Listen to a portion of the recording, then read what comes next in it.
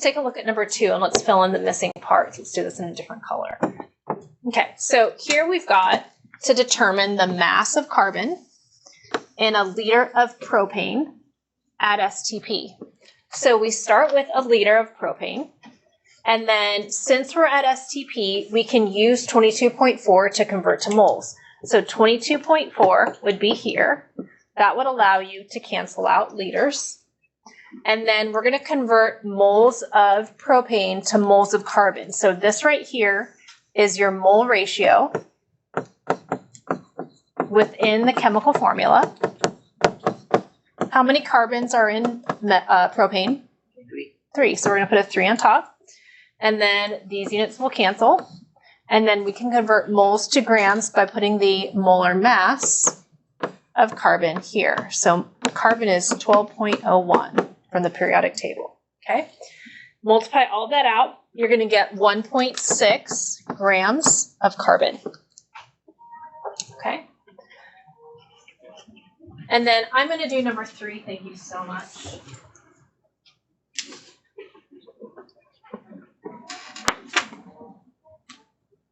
Just take one of these review. This is the review packet for chapter 3. Just take one and pass it around.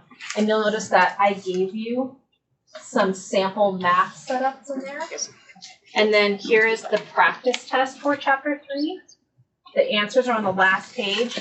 This practice test is similar to what the paper test will be like, because I want to see your math setups for chapter 3. So that's why I've been like super redundant about writing all the units and the setups out, because that's what I expect to see from you. Okay? Okay.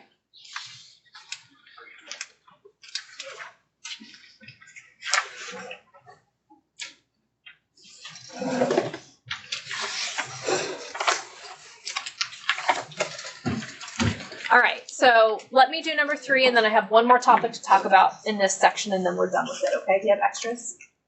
They didn't get. Did you guys get them? Did you get them? Okay.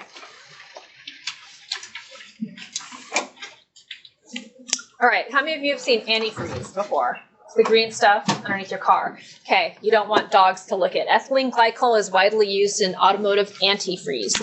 The molar volume of ethylene glycol is 0.0559. Okay, so we're going to use that. How many hydrogen atoms are in 200 mils of ethylene glycol? Okay, so 200 milliliters of C2H6O2. We need to convert this to liters so that we can use this molar volume that was given to convert to moles. So this is a one-step metric conversion. Okay, and now we can use the molar volume that was given. So here we're going to put 0.0559 liters per mole. Okay, and we've got to convert this over to hydrogen. So I need to do a mole ratio within the formula. So in 1 ethylene glycol, I have 6 hydrogens. Okay. And if they want us to solve for hydrogen atoms, that means we're using Avogadro's number, because atoms is an item or a thing that requires 6.02 times 10 to the 23rd. So in 1 mole of hydrogen, I've got 6.02 times 10 to the 23rd atoms. Okay, you're going to put this in your calculator. We round to the fewest sig figs. You're going to get 1.29 times 10 to the 25th atoms of hydrogen. Okay.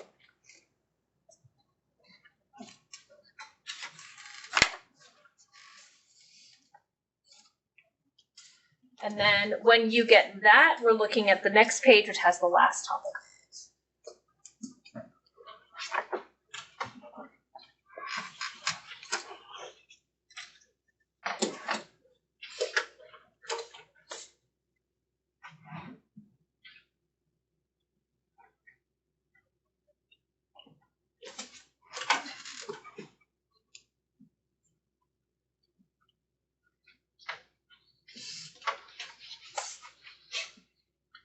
Okay. All right, now we're going to incorporate density. Since density has a fraction unit, we can use that in conversions. And here you will notice that in the wheel model, they're letting you know that you could convert between mass and volume of something using the density. Okay, so let's take a look at the bottom of the page. We're mostly going to be concerned here with using molar mass and molar volume to get density. So down here, whoa. Okay. You know that molar mass has units of grams per mole. Okay, God bless you. And you know that density has units of mass per volume, which we could use to cancel out grams or the mass unit with molar mass. So what they did here was they inverted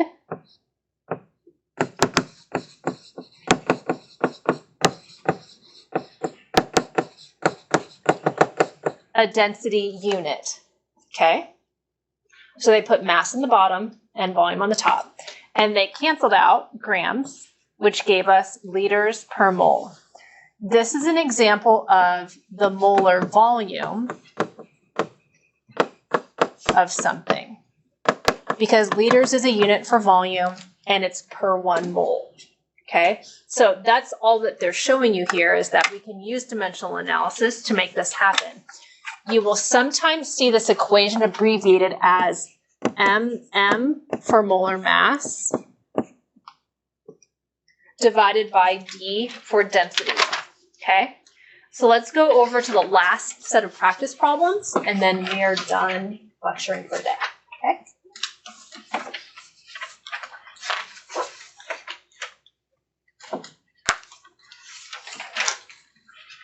Okay, so let's take a look at number 1. Gold has got a density of 19.42 grams per centimeter cubed. So remember, centimeter cubed is a unit for volume. A standard gold bar held at the gold reserves by central banks weighs 12.4 kilograms. They want to know what the volume is of the standard gold bar. Since they didn't specify a different volume unit, you're going to solve for centimeters cubed, okay?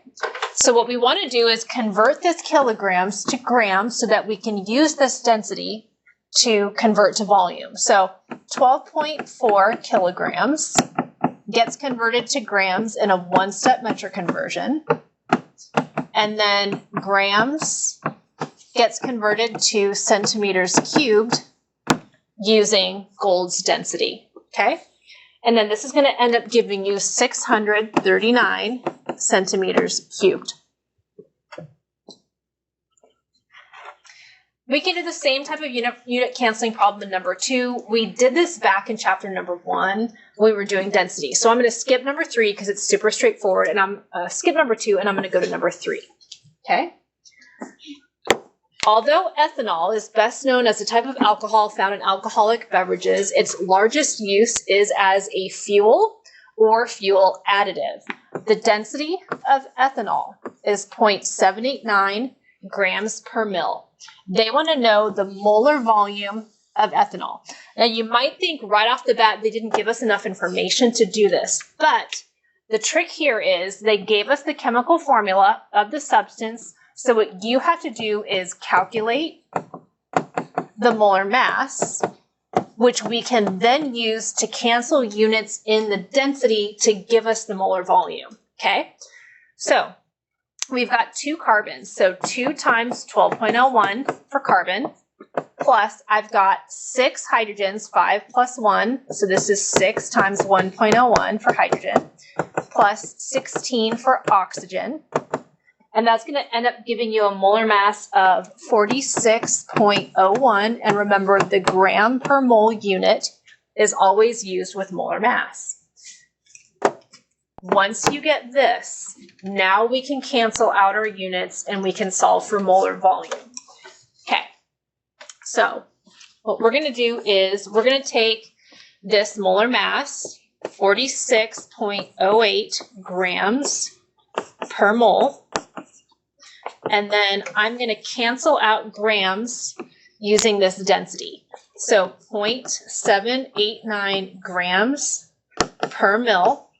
Grams will cancel. I'll be left with milliliters per mole. They didn't specify that they wanted liters per mole, so I'm just going to leave it in milliliters.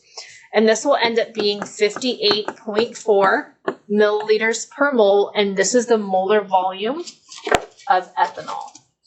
Okay? Any questions?